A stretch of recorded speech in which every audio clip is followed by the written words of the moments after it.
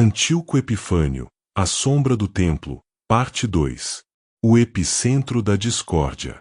A história das civilizações é escrita por vencedores, mas a história das profecias é frequentemente moldada por interpretações de conveniência.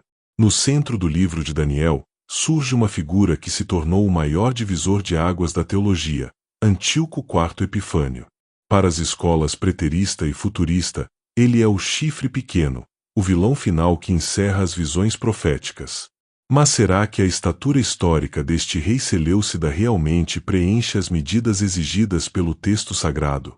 Hoje, realizaremos uma autópsia detalhada nas evidências, confrontando a tradição com os fatos. O perfil do suposto gigante. Quem foi, de fato, Antíoco Epifânio? Ele assumiu o trono Seleucida em 175 a.C., um reino que era apenas um dos 4 fragmentos do Império de Alexandre, o Grande. Autodenominado Epifânio, o Manifestado, também conhecido pelos críticos por o Louco.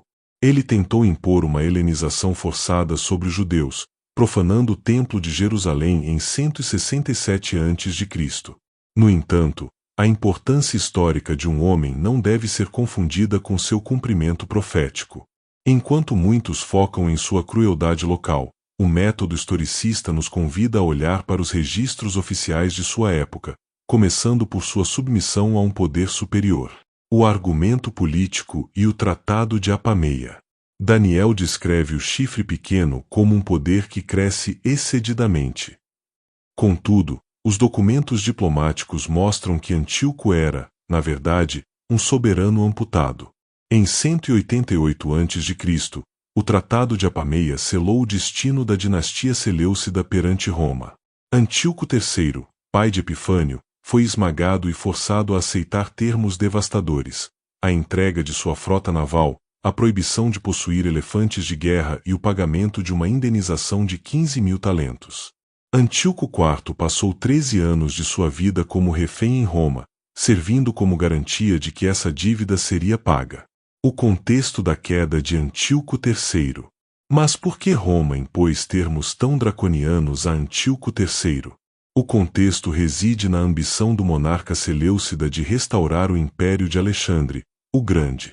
Antíoco III, o Grande, cruzou o Helesponto e invadiu a Grécia, desafiando diretamente a esfera de influência romana e violando a liberdade dos gregos proclamada por Roma. A resposta foi implacável. Nas batalhas de Termópilas, 191 a.C., e, finalmente, em Magnésia, 190 a.C., as legiões romanas destruíram o exército seleucida. O Tratado de Apameia não foi apenas um acordo de paz, foi uma castração política. Roma exigiu o filho mais novo do rei, o futuro Antíoco IV Epifânio, como refém de guerra para garantir que a dívida de 15.000 talentos, a maior já imposta por Roma até então, fosse paga e que a dinastia Seleucida nunca mais ousasse cruzar o Mediterrâneo. Antíoco Epifânio cresceu nos corredores do Senado romano, não como um príncipe aliado, mas como um prisioneiro de luxo, testemunhando em primeira mão o poder que Daniel descreve como ferro. Ele não era um conquistador independente, ele era um rei vassalo, um devedor que governava sob a sombra do Senado romano. Como pode um refém devedor ser o poder que a profecia descreve como soberano e grandioso sobre todos os outros? O poder militar e a testemunha de 1 Macabeus. Narrador. A prova de fogo de qualquer interpretação profética é a geografia.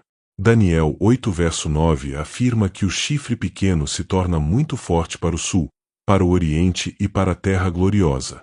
Quando confrontamos isso com a fonte primária usada por preteristas, o livro de 1 Macabeus, o argumento de Antíoco desmorona. A derrota no sul. Egito 1 Macabeus e o historiador Políbio registram que Antíoco tentou invadir o Egito para saquear suas riquezas e pagar Roma. No entanto, ele foi humilhado pelo embaixador romano Popílio Lenas, que desenhou um círculo na areia ao seu redor e ordenou que ele se retirasse. Antíoco obedeceu imediatamente. Ele nunca conquistou o sul, ele foi expulso dele. A fraqueza na terra gloriosa. O livro de 1 Macabeus, capítulos 3 e 4, descreve as sucessivas vitórias de Judas Macabeu. Em batalhas como Emaús e Bet-Zur, as forças de Antíoco, numericamente superiores, foram repelidas por uma resistência camponesa. Antíoco não conseguiu sequer manter o controle de Jerusalém, vendo Judas Macabeu purificar o templo enquanto ele ainda estava vivo. O fim ignominioso, enquanto o chifre de Daniel é quebrado no auge de seu desafio contra Deus. 1 Macabeu 6 descreve Antíoco morrendo na Pérsia, consumido pela depressão, remorso e tristeza profunda devido aos seus fracassos militares. Este não é o perfil de um poder apocalíptico de alcance global. O argumento gramatical, a raiz do erro. Se a história o desmente, o que diz o hebraico original? Aqui reside a maior falha técnica das escolas que defendem Antíoco. Muitas traduções sugerem que o chifre pequeno saiu de um dos 4 chifres do bode grego.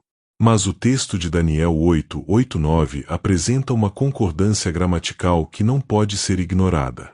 No versículo 8, o profeta menciona que o chifre grande foi quebrado e, em seu lugar, surgiram 4 pontas, arba, em direção aos 4 ventos do céu, Ruahot Hashamayim. No versículo 9, o texto diz que de um deles, Min-rr-ahat, saiu um chifre pequeno. Aqui está o segredo. O numeral 1, Arhat, está no feminino. No hebraico, a palavra para chifres, querem, é feminina, mas a construção gramatical do versículo 9 aponta para a última expressão do versículo anterior. Os 4 ventos, Ruahot, que é um substantivo feminino. Além disso, o pronome masculino deles, Rein, refere-se aos céus, Shamayim. Linguisticamente, conforme aponta o professor Luiz Alonso Soquel, o texto declara que o chifre pequeno não é um sucessor da linhagem seleucida que brota de um chifre grego. Ele é um poder novo e independente que surge de uma das direções geográficas, ventos. Ele surge do horizonte, não da dinastia de Antíoco. Este detalhe gramatical redireciona toda a profecia. O chifre pequeno não é grego, é o poder que vem do Ocidente para dominar o mundo, Roma. O idealizador, Porfírio e o sofismo. Se as evidências são tão contrárias, por que Antíoco ainda é ensinado? A resposta nos leva ao século III e a Porfírio de Tiro, o sofista. Porfírio era um filósofo neoplatônico e inimigo ferrenho do cristianismo. Ele percebeu que, se limitasse Daniel a Antíoco Epifânio, provaria que o livro era apenas história escrita após o fato, destruindo a inspiração divina da Bíblia. Infelizmente, séculos depois, o jesuíta Luís de Alcázar resgatou essa tese para proteger o papado das interpretações historicistas da Reforma Protestante. Hoje, preteristas e futuristas utilizam, sem saber, a estrutura criada por um crítico pagão que tentou provar que a Bíblia era uma fraude. O Tribunal da História, Roma versus Antíoco. Chegamos ao momento decisivo. Vamos colocar a profecia de Daniel 8 no centro da mesa e confrontar os 2 candidatos. Se a Bíblia é exata, apenas um deles pode preencher todos os requisitos sem omissões. Primeiro, a origem geográfica. A profecia, o chifre surge de um dos 4 ventos, pontos cardeais, não de um dos chifres anteriores. O contraste, enquanto Roma surge de forma independente no Ocidente, como um poder novo que não fazia parte da divisão grega original, Antíoco falha por ser apenas uma ramificação de um dos 4 chifres, a dinastia seleucida.